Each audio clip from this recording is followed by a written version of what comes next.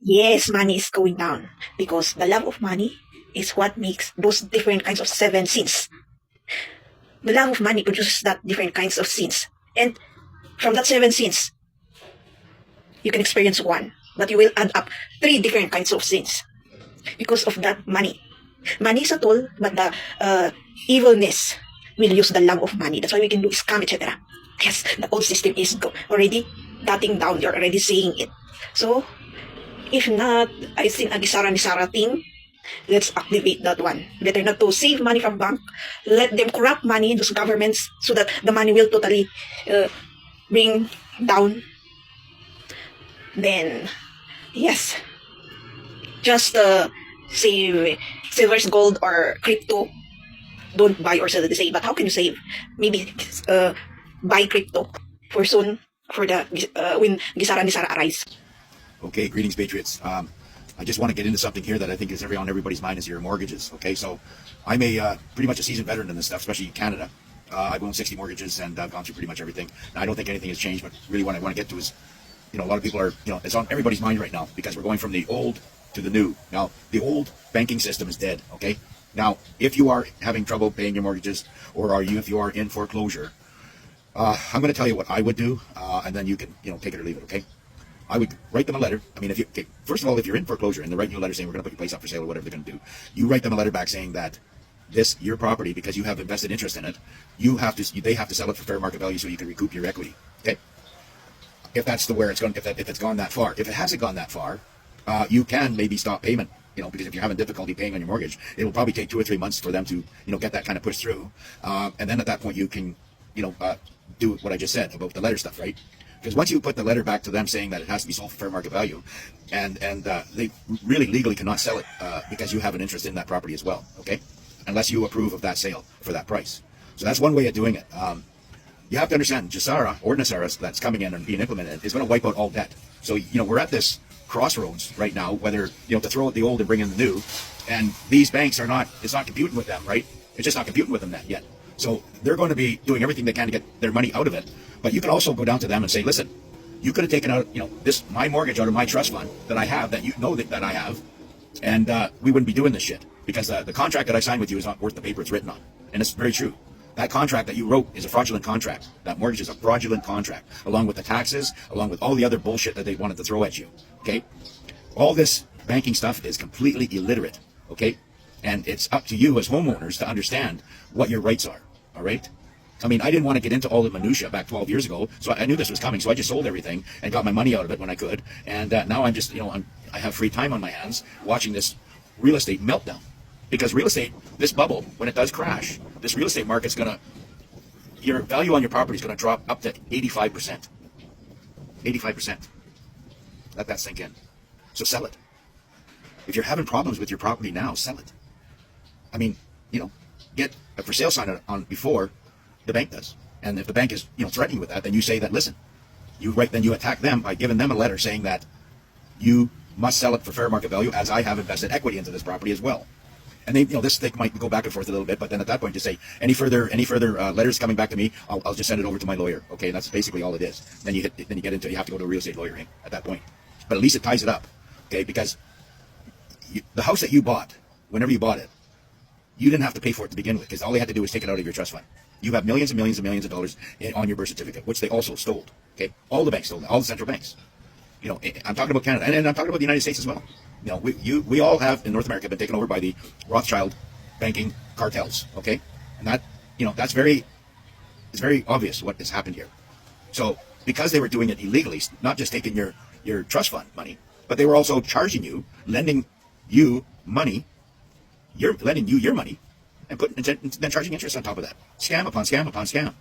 Okay, and all that's fraudulent. And they are a glass house that's ready to crash. All you have to do is throw a rock in any direction, and it all smashes. So just know your rights.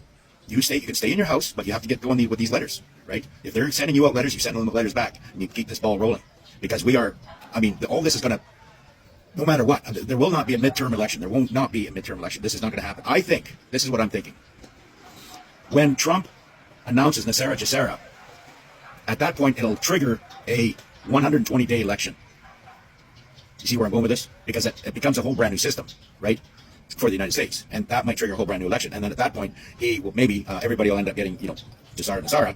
They'll be getting all that. They'll get the fortunes and the money and everything else, and then they'll get the Q card, which you'll be able to do all your voting on your Q card. And so it'll be bang, done, one shot. And of course, Trump or whoever's going to be in there running will be fair elections, and it's a done deal. So I think it's going to be over that fast. I think this is how they're maybe going to play this out.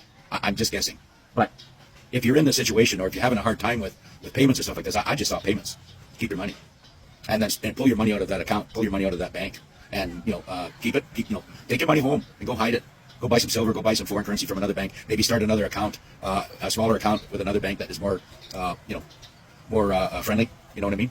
And, you got to move things around. I mean, that's staying alive. I mean, that's fighting back to to this establishment. This establishment's been walking and greasing your ass forever. And, everybody's been taking it. And, I found this out. I mean, knowing how many millions of dollars I lost, over 60 mortgages, it's just, I had to do it the hard way. It was like, it was the school of hard knocks.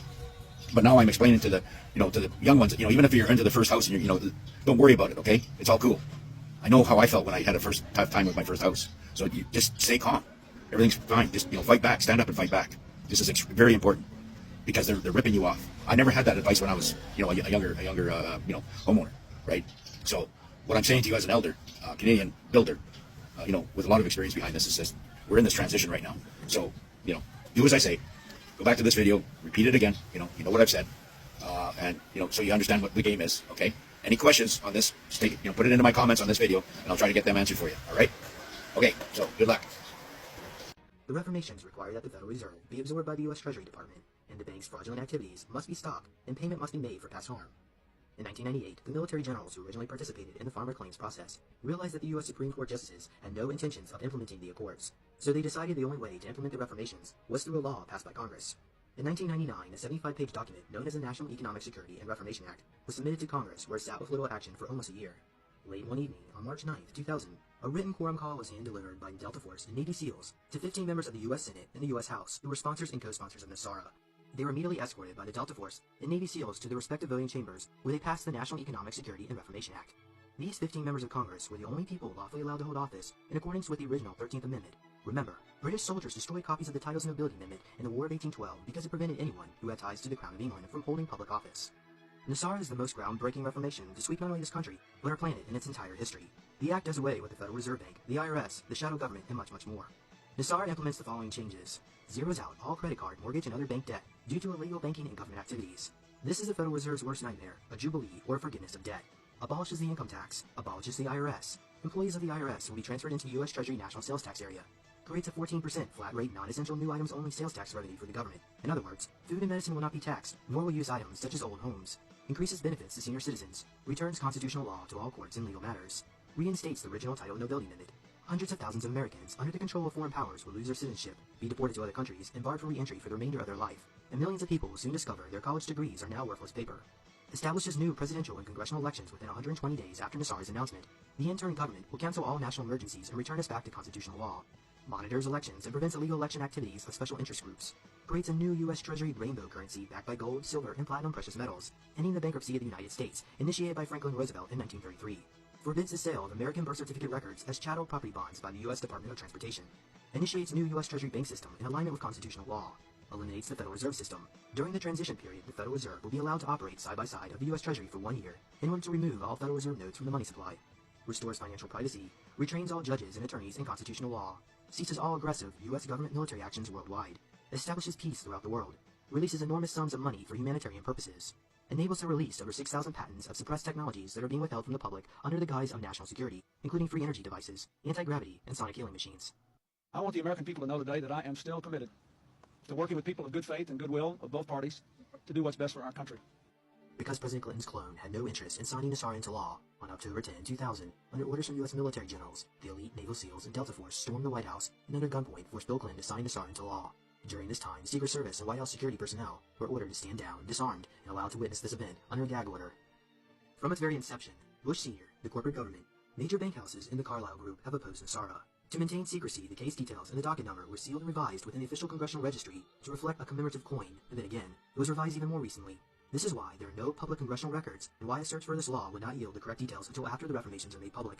You probably never heard of this law due to an extremely strict gag order placed upon politicians, media personnel, and bank officers. Even though Alex Jones or Ron Paul will not tell you about it, the law is still valid.